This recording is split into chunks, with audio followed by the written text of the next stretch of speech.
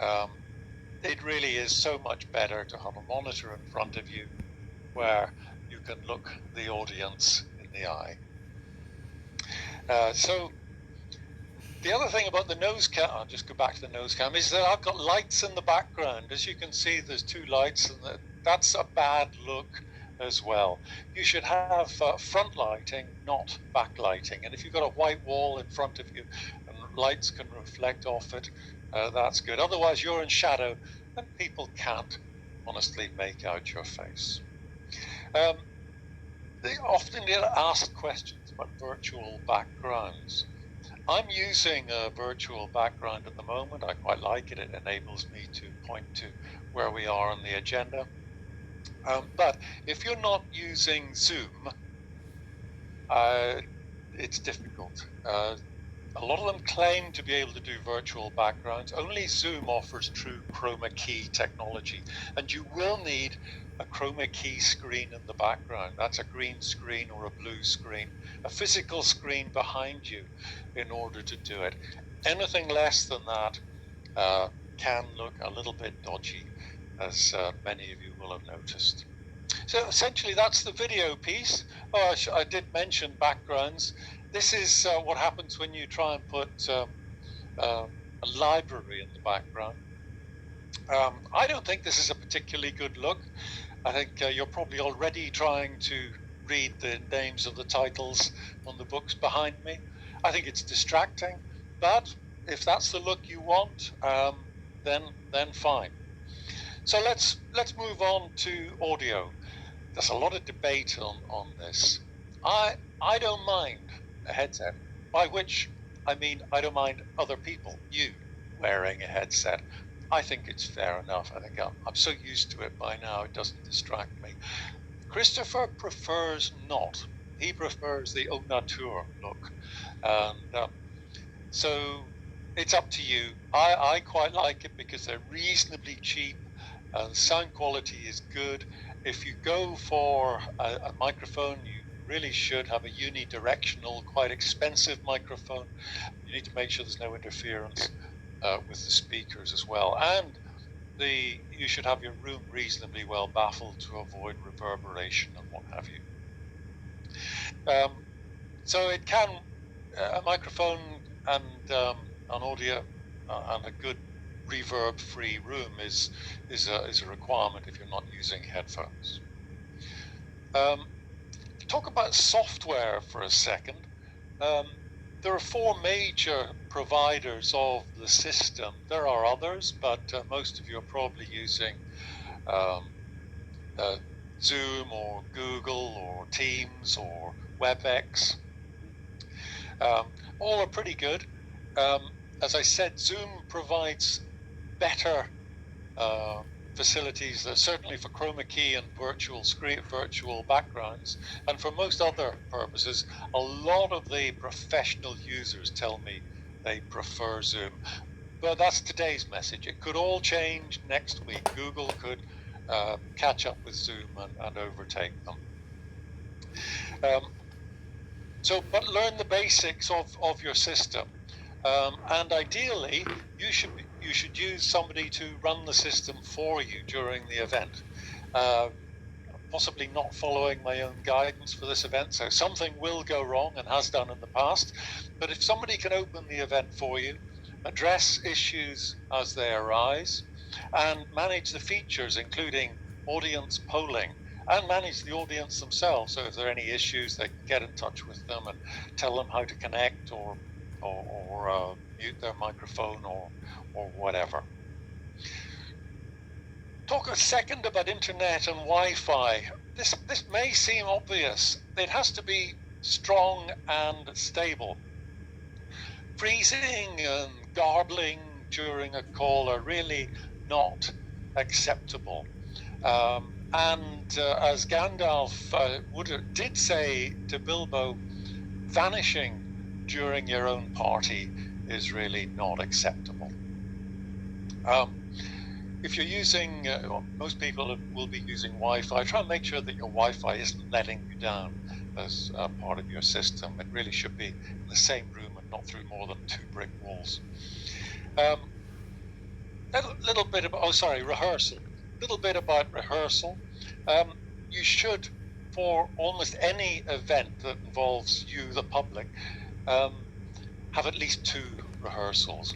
One is to make sure that everybody is familiar with the technology, the procedure, how it'll start, how it'll proceed, how it'll end, and also that you get the debate going, the discussion going. Any questions to be raised, you can be doing that before the actual event. And then when your event starts, the panel hits the ground running, and they're picking up from where they left off during your rehearsal. It really does warm up the event at least 10 minutes faster.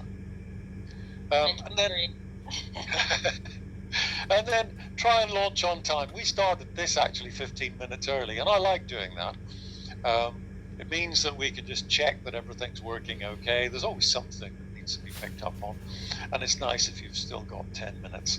And also, I always very happy for all of the audience participants to join the call early. I don't like you having to sit looking at a screen that says your conference will start shortly when you're let in. I always, I prefer that you're sitting in the audience and that you can see what's going on as people walk onto the stage, metaphorically, and then, the thing starts. So let's have a little bit about format. I'm going to first talk about meetings. Now, we're talking about meetings and then webinars. This is a big meeting, and frankly, this is a mess. I mean, you couldn't describe that as anything other than a mess. And so if you're holding big meetings, do try and split it up so that you're using the groups facility. I think all the systems have group facilities, so that no more than 6 are actually on the screen at any one time. So you break it up and then clearly that affects the way you run the event and the group leaders and what have you. But don't have more than 6, max 7, but ideally not more than 6 on the screen at any one time. Now, meetings are the cheap bit of online systems. The expensive bit is the webinars. So you can buy a Zoom account for meetings for, I think it's $12 a month or something. You want to go to webinars, it's 5 times that starting price, and then it goes up from there. But webinars are where you have the audience and then a panel presenting to the audience. There are cheaper ways of doing it. You can, for instance, within Zoom, broadcast via YouTube. So you can set it up as a meeting, click the button, and broadcast via YouTube. Now, that's a really cheap option. There's a 20-second delay, but the world's your oyster. Well, there's no limit anyway. So first webinar layout I'm thinking of is what I call the Village Hall meeting. And here we have the classic 3 speakers. They often talk for 15 or 20 minutes, and a chairperson. And you've probably all done this in village halls and hosted events, and it works brilliantly in that environment. It doesn't work too brilliantly online. For a start, 20 minutes is an awfully long time for people to speak on Zoom.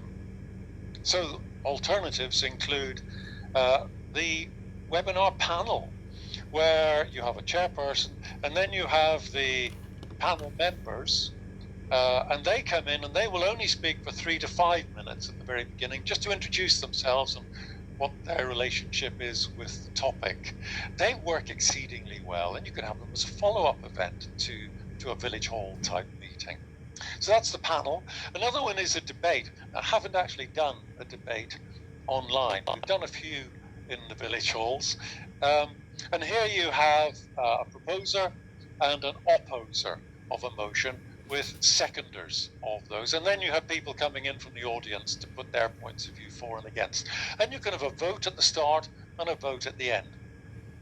I always think a good topic for procurement would be, this house believes that Christmas should be at the end of January following the sales, because it will be a lot cheaper. But you can have whatever subject you like. And then there's the hybrid event.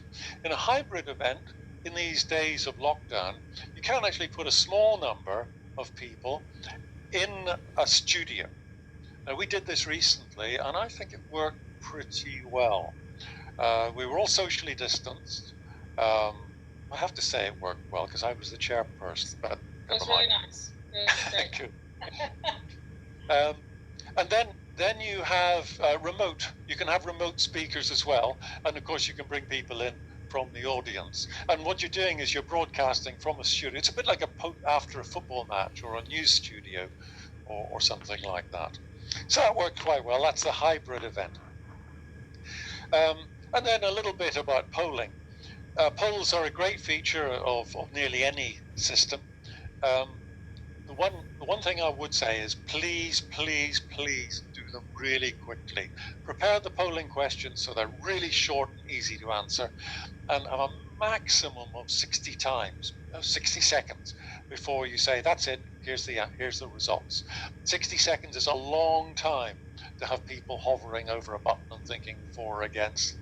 So I'd say 30 seconds is enough, but they're really good for introducing a new subject, or if the discussion's gone a bit quiet or whatever, and keeping the agenda moving over.